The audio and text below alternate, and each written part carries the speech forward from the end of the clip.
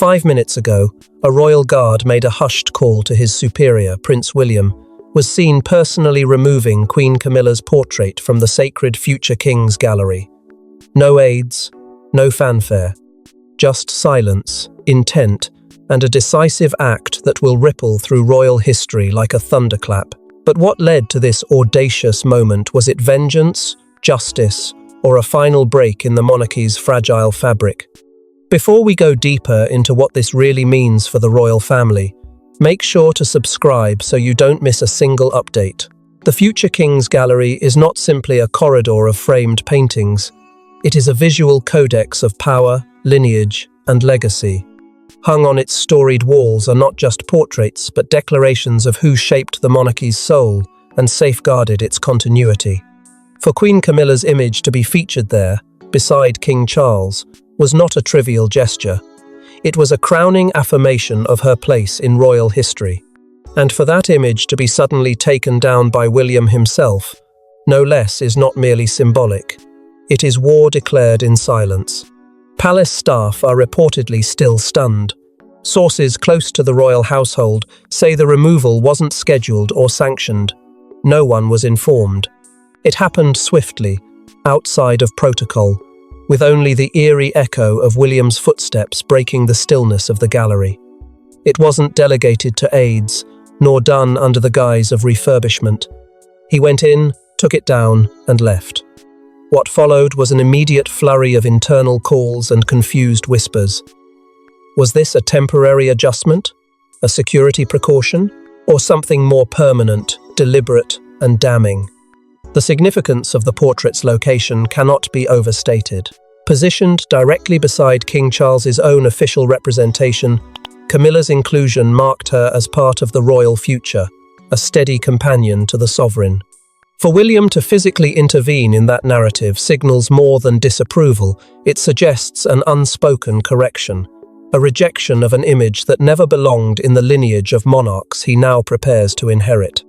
This was not about a frame on a wall.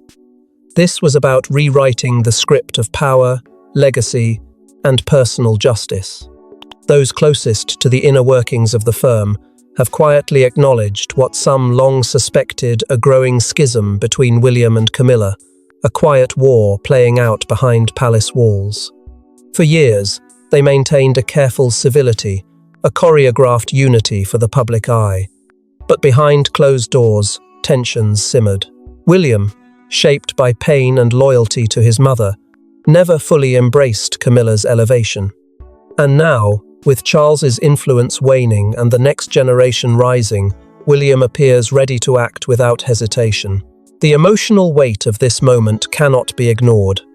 For a son to challenge the legacy of his father so publicly, so forcefully, hints at years of suppressed grief, smouldering anger, and a vision of the monarchy that no longer includes certain names or faces. This isn't just about aesthetics or royal tradition, it's about identity. It's about a prince taking the reins of his future and signaling that the past, no matter how officially endorsed, may not survive the reign to come. But to understand why William would risk royal wrath, we must go back to a conversation long buried and a promise he never forgot. Behind every cold palace wall, Diana's spirit lingers, etched in memory, carved in trauma. Royal insiders say William still hears echoes of her final warning, "Don't let her erase me." Camilla's rise from mistress to queen wasn't just controversial, it was deeply personal for Diana's firstborn. And now, years later, is this removal a symbolic return to justice? There are stories whispered by those closest to Diana, stories of her fear, not just of betrayal, but of erasure. Not of being forgotten by the people, but by the very institution she once embodied. She saw the tide turning even then, the quiet favour being extended to Camilla within royal circles. Diana knew how powerful history could be when controlled by those who survived it, and how easily the truth could be overwritten. For William, growing up in that tempest, the line between love and loyalty was drawn early, and it was drawn in blood. The scandal didn't just humiliate his mother, it reshaped his understanding of trust, truth, and legacy. While the public watched with sympathy, William carried the chaos behind closed doors. Every headline, every photograph of Charles and Camilla, every rumor of acceptance, it all became a silent war within him. And then came the diaries. Allegedly hidden away for years and delivered to William after he came of age, Diana's private words hit like a storm. One entry, rumored to be written weeks before her final trip to Paris, described a recurring nightmare: Camilla smiling beneath the crown, while Diana's portrait was taken down. Another entry, heartbreakingly clear, asked William to remember her not as a saint, but as a woman fighting to stay seen. These pages weren't just reflections, they were warnings. Emotional time bombs that exploded quietly in William's mind each time Camilla's name grew louder in royal discourse. His relationship with Charles has long danced on the edge of reverence and resentment. Charles, forever torn between duty and desire, often stood as both mentor and source of pain. Their bond, strained by years of public scrutiny and private betrayal, suffered a deeper wound when Charles officially elevated Camilla not just in title, but in stature. For William, it was a final rewriting of the past that felt like a betrayal not just to him, but to the woman who died carrying the weight of that crown's cruelty. Camilla's presence, while seemingly benign, became a strategic infiltration. Slowly, symbols once tied to Diana rooms, titles, even charitable initiatives, were quietly reassigned or overshadowed. A particular seating change at a state banquet, the renaming of a garden wing, even Camilla's choice of brooches echoed Diana's. It was never announced. It was absorbed. Subtle, precise, and deeply calculated. And through it all, William watched, restrained by duty, choked by memory, waiting for the moment when silence would no longer suffice. That moment arrived when William finally stood in front of the gallery. Alone, resolute, and no longer willing to allow the image of the woman who tore his mother apart to hang in a hall meant to honor builders of the crown. The weight of grief, legacy, and responsibility crashed into action. For a future king, it wasn't rebellion, it was redemption. Camilla's portrait didn't just fall from the wall. It was extracted from a narrative that William never consented to. In that singular symbolic act, he began to rewrite not just the monarchy's image, but his own. As William grew older, the emotional wound never closed, and when Charles made one final move, it may have pushed William over the edge. It was the moment the world watched, Camilla crowned beside King Charles. But behind the smiles and ceremonial unity, Prince William was reportedly seething. His wife, Catherine, stood poised, but William's jaw clenched. Sources now reveal the coronation was the turning point where William began plotting his quiet rebellion. The coronation was meant to be a symbol of continuity, of power smoothly handed from one sovereign to the next. But for Prince William, it marked something far more unsettling: a surrender of legacy. Camilla, once derided, once dismissed, now stood enshrined beside the king, robes flowing, crown glinting, her transformation complete. The very moment his father placed a symbolic seal of approval on her reign, William reportedly felt the weight of history being twisted in real time. That day wasn't just about the crown, it was about who was permitted to shape the monarchy's memory and who was erased from it. Behind palace doors, William's reaction was more than just stoic discomfort. Leaked footage from post-coronation receptions revealed his tight-lipped smile, his unwillingness to meet Camilla's eyes, and the whispered exchange with Catherine that drew immediate speculation. Those close to the inner circle claim it was then under the hollow grandeur of Westminster that William realized the tide had turned too far. Camilla was no longer just the queen consort. She was becoming a symbol of rewritten history, and that posed a threat he could no longer ignore. The days that followed were tense and calculated. William reportedly confronted King Charles in a private meeting, accusing him of allowing Camilla's influence to outgrow her place. The future king demanded answers. Why was she suddenly involved in succession discussions? Why was her image being immortalized among monarchs when her entry into the family had nearly torn it apart? Charles, reportedly blindsided by the intensity of William's objections, defended his decision, insisting that Camilla had earned her role. But for William, it wasn't about earned, it was about imposed. Catherine, as always, remained composed in public, but inside, she was fully aligned with her husband's concerns. Palace insiders claim she encouraged William to play the long game, to bide his time, not fight fire with fire, but instead dismantle the false narrative piece by piece. Together, they began scrutinizing every inch of Camilla's expanding presence, from patronages to portraits, from ceremonial honors to silent symbolism.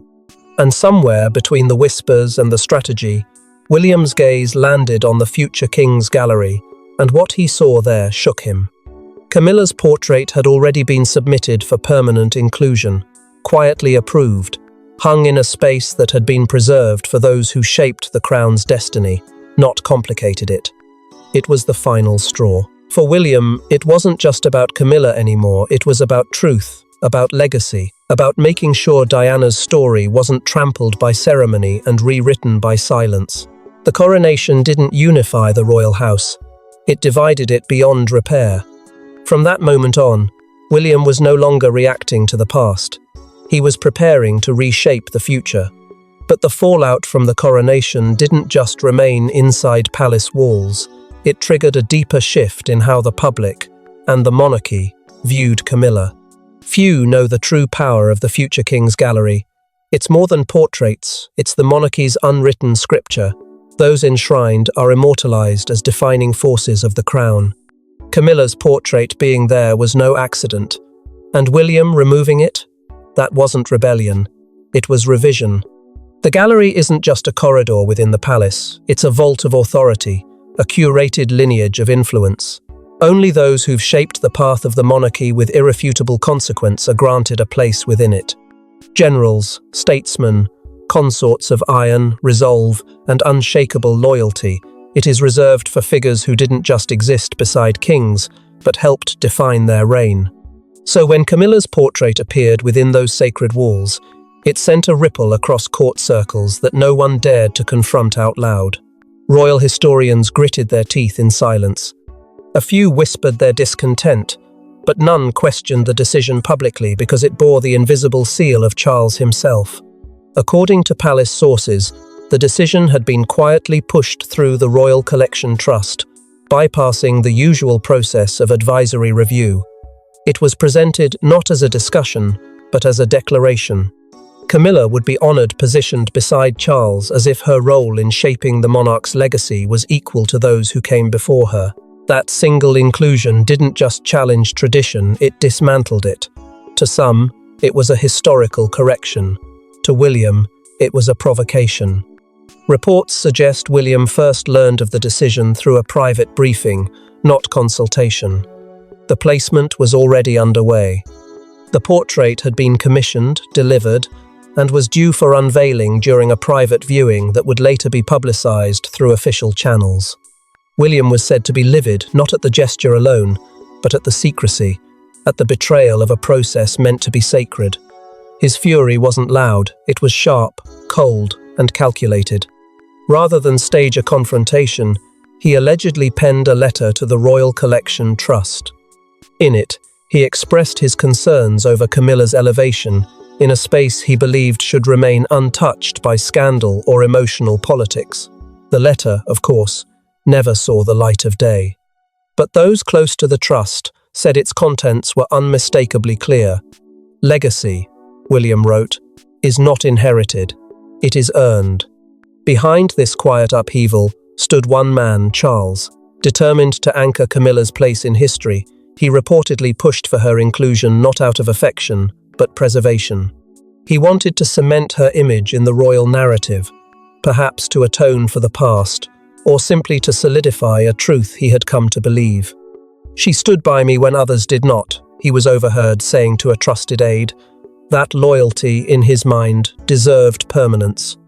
But for William, that permanence came at the expense of another truth, one shaped by betrayal, grief, and a childhood spent watching his mother be devoured by the very machinery now honoring Camilla. The gallery had become a battleground, not of portraits, but of principles. And as William stood beneath Camilla's image during a silent tour weeks before its removal, witnesses say he didn't speak a word. He simply stared, perhaps calculating, perhaps grieving. What he saw wasn't a consort's portrait. It was the final insult in a long series of quiet erasures. Removing it wasn't vengeance, it was restoration. A deliberate reordering of history, meant to remind the monarchy that not all wounds can be painted over. But William didn't act immediately, he waited, until an unsettling discovery in Queen Elizabeth's archives set everything ablaze. Hidden deep within Queen Elizabeth II's private collection, a sealed memorandum was uncovered, reportedly marked, "For William's eyes only." Inside? A chilling directive regarding Camilla's future standing and the protection of Diana's memory. Once opened, William's course was set, and the gallery became his battlefield. The discovery came not in a grand unveiling, but in the quiet of transition. As palace archivists began the painstaking process of sorting through Elizabeth II's private correspondences and sealed instructions, one envelope stood apart. It bore the late Queen's signature, but it wasn't filed under succession or ceremonial protocol. It was held in a locked compartment, untouched, protected. The label was clear, intimate, deliberate. To be delivered to Prince William upon my passing. Confidential. What lay within was never meant for the public, and yet its contents would shake the foundations of the royal family to its core. According to whispers from those who claim to have seen it, the memorandum contained not orders but warnings. Dated just a few months before her death, the document was a blend of formal concern and personal reflection. The Queen, known for her discipline in duty, broke tone in these pages. She spoke as a monarch, but also as a grandmother. She warned William that legacy would be tested, that appearances would be weaponized, and that in the years ahead, decisions would arise that risked burying what mattered beneath what was convenient. In her most haunting paragraph, she referenced Diana directly, describing her as the crown's greatest wound and greatest lesson. She urged William to uphold not the image of the monarchy, but its soul. But it was the section regarding Camilla that stunned William. The Queen did not speak in cruelty, nor in anger, but in cautious doubt. She acknowledged Camilla's devotion to Charles, but questioned her long-term influence on the shape of the monarchy once Charles was gone. "Some truths," she wrote, "may never fit comfortably within our gilded halls." She left no decree, no command, only an appeal, to protect the moral compass of the monarchy above all, even if it meant challenging decisions others considered settled. There were references to legacy, image, and the public trust, and an unmistakable implication that William would have to choose between preservation and peace. William reportedly read the letter alone, and when he emerged, something had changed. Members of his inner circle claim he was silent for hours, then called a private meeting with Catherine and 2 senior aides. He wept openly, without restraint, not just for his grandmother or his mother, but for the battle he knew he could no longer avoid. The gallery portrait of Camilla, once a matter of discomfort, had now become a point of no return. The Queen's final words had given William not just the clarity to act, but the moral permission to do so. Compounding the shock was the revelation that this document had nearly never reached him. Allegations quickly surfaced that senior aides loyal to King Charles had attempted to delay or even suppress its delivery. Whether out of loyalty or fear, they had nearly buried the one voice William still revered. This revelation only deepened his resolve. It wasn't just about legacy anymore, it was about justice. About ensuring the monarchy didn't become a palace of compromise, but a beacon of truth. With his grandmother's final words as a compass, William made his move, but not without triggering fury within the highest chambers of power. The moment the portrait was removed, King Charles reportedly erupted. In a heated private meeting, he confronted William, accusing him of betrayal, of defying not just his father, but the monarchy itself. But William didn't flinch, and what he said next allegedly left Charles speechless.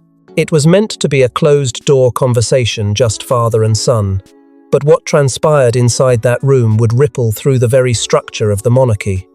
Charles, blindsided by the act, demanded to know who gave the order. When he realized it was William himself, acting without permission, without consultation, his anger exploded.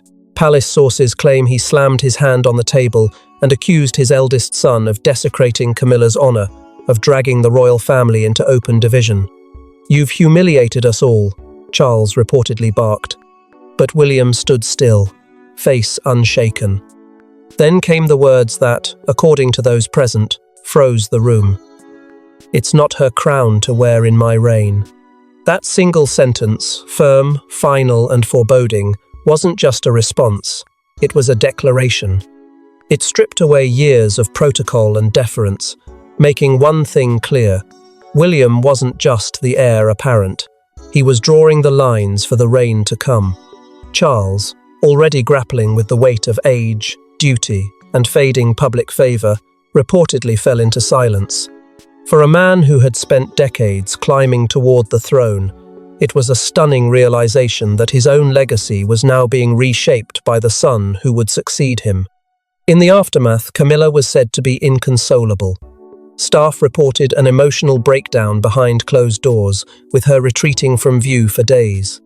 Whatever veneer of strength she had projected as queen consort cracked under the weight of being so publicly, so personally erased by the future king. She had weathered decades of criticism from the outside world, but this was different. This rejection came from within the family, from the very core of the institution she fought so long to be accepted by. Inside the palace, aides scrambled. Some aligned with Charles, others with William. The atmosphere turned cold, uncertain. Staff reportedly walked on eggshells, unsure which orders to follow, unsure which future they were now serving. In hushed tones, officials spoke of a monarchy divided not by scandal, but by vision. One clinging to what had been established, the other boldly crafting what would be. Leaked memos and whispered conversations painted the same chilling picture. The fracture between Charles and William may be irreparable. And as days passed without reconciliation, that fracture deepened into something far more dangerous, a question of who truly held the future of the monarchy in their hands. Some insiders said the portrait was just the beginning, that more would follow, that William's quiet rebellion had only just begun. Because to him, removing Camilla's image wasn't betrayal, it was correction. Yet even as the palace scrambled to contain the fallout, the public was about to learn the truth, and the nation would take sides. Amid the chaos, Princess Catherine never spoke, but she didn't need to. Behind the scenes, her influence was unmistakable. From key staff changes to archival access requests, she moved like a strategist. And royal insiders now say it was Catherine who orchestrated the conditions for the portrait's removal. Those closest to the internal workings of the palace know that silence, when wielded by Catherine, is not a weakness, it's a weapon. While headlines focused on William's visible defiance, it was Catherine's quiet moves that laid the groundwork for his bold step. Her connection to the Royal Collection archivists wasn't coincidental, it was cultivated. A former art history student with deep institutional respect, she had built long-standing rapport with curators and conservators alike. And when the whispers of Camilla's portrait being immortalized reached her ears, she didn't protest, she planned. In the months leading up to the portrait's disappearance, several key staff members within the palace communications and historical departments were subtly reassigned. Some were promoted, others replaced. All with one common thread: loyalty to Catherine and trust in her discretion. These weren't political appointments. They were moves made with surgical precision, each individual positioned to ensure access, oversight, and above all, silence. Then came the anonymous briefing, the leak that lit the fuse. A memo, quietly circulated to a select group of royal correspondents, suggested unprecedented revisions were being considered regarding the royal imagery on display in the future king's gallery. Though no names were mentioned, the implication was clear. The source of the leak was never confirmed, but its language, timing, and access pointed to one office: Catherine's private secretary. Why? Because this wasn't about vengeance. It was about legacy. about protecting a narrative being threatened by a woman who had once played the role of destroyer in Diana's tragedy. Catherine understood that history is written not just in documents, but in symbols, and few symbols spoke louder than the portraits that lined the gallery. She wasn't just protecting her husband, she was preserving the truth for her children. Catherine's emotional connection to Diana runs deeper than protocol allows her to admit, but those who know her speak of it often, of how she views Diana not only as William's mother, but as a guiding force in how she raises George, Charlotte, and Louis. This wasn't about bitterness. It was about ensuring that the monarchy her children would one day inherit remained rooted in honor, not revisionism. And so, when young George and Charlotte began appearing in more ceremonial roles at memorials, charitable events, even military parades, it was no coincidence. It was a reminder, a signal that the next generation carried Diana's grace, not Camilla's shadow, and the public noticed. While Camilla's approval ratings slipped in the wake of the gallery scandal, Catherine's soared. She had once been dubbed the People's Duchess. Now she was becoming something far more commanding, a quiet queen-in-waiting whose restraint and strength made her the monarchy's most formidable force, not through power grabs, but through precision. But while Catherine fortified her family's position, Camilla wasn't about to disappear quietly. What she did next shocked even her closest allies. The queen consort may have been wounded, but she wasn't defeated. In a stunning act of defiance, Camilla called in powerful favors, summoning legal advisors, loyal staff, and senior royals in a desperate bid to reclaim her place. But her move may have revealed her greatest vulnerability. Camilla had endured decades of scorn and survived the vilification that would have buried anyone else. She believed she had earned her crown through resilience alone. So when her portrait vanished from the sacred walls of the future king's gallery, it wasn't just an insult, it was a decapitation. Within hours, she initiated what many now refer to as her counter-offensive. Sources claim she threatened to resign from all ceremonial duties, leveraging her absence as a pressure point on a monarchy already teetering between fractured loyalties and public fatigue. Her message was clear: restore the portrait, or face the consequences of a queen without a cause. Behind closed doors, Camilla met with a team of royal legal advisors. The question wasn't about image, it was about power. Could the gallery be changed without the king's consent? Did William overstep an unwritten line of protocol? The legal answer remained murky, buried beneath traditions that favored discretion over enforcement. But the political answer was simpler. Camilla wanted a fight, and she would use every tool to stage her retaliation, even if it meant dragging the monarchy into uncharted territory. Perhaps most shocking was her private meeting with Princess Anne, two women known for resilience, yet never known for warmth. The meeting reportedly lasted less than 20 minutes, no aides, no statements. And when Anne left, she said nothing. But what followed spoke louder than words. Anne's calendar, once filled with joint appearances alongside Camilla, began to shift. Invitations were declined. Events rescheduled. The message was quiet but unmistakable. Camilla's support within the royal family was thinning. As the palace attempted to manage the fallout, Camilla's allies launched a media campaign to reclaim her narrative. Carefully placed articles praised her loyalty to Charles, her contributions to charity, and her so-called grace under fire. But the effort backfired. The public, still reeling from the symbolic weight of the portrait's removal, didn't bite. In fact, backlash surged. Social media brimmed with comparisons to Diana. Newspaper columns leaned into the gallery saga with new fervor, and Camilla's favorability ratings began to slide, not subtly, but swiftly. Then came the leaks. A string of private messages allegedly sent by Camilla were leaked to a select group of journalists. In them, she accused Catherine of puppeteering William, of manipulating the public, and of orchestrating the entire scandal. The language was bitter, emotional, and in parts, cruel. And while the palace denied the authenticity, few believed it. The public had already chosen their queen-in-waiting, and it wasn't Camilla. Whispers soon began to circulate through the aristocratic social circuit. Camilla, it was said, was considering a move, not an abdication, but a retreat. A quiet withdrawal from public duties, possibly relocating outside of central London. Whether this was fact or theatre, no one could say, but the rumours themselves spoke volumes. For the first time in decades, the Queen Consort was on the defensive, and she was running out of ground. With the monarchy's internal war escalating and public trust eroding, one final twist would bring everything full circle and change the future of the crown. As the dust settles, a quiet shift begins within the palace halls. Camilla's portrait remains gone, Charles's health under renewed scrutiny, and William steadily rising, unrelenting signals that a new era has already begun.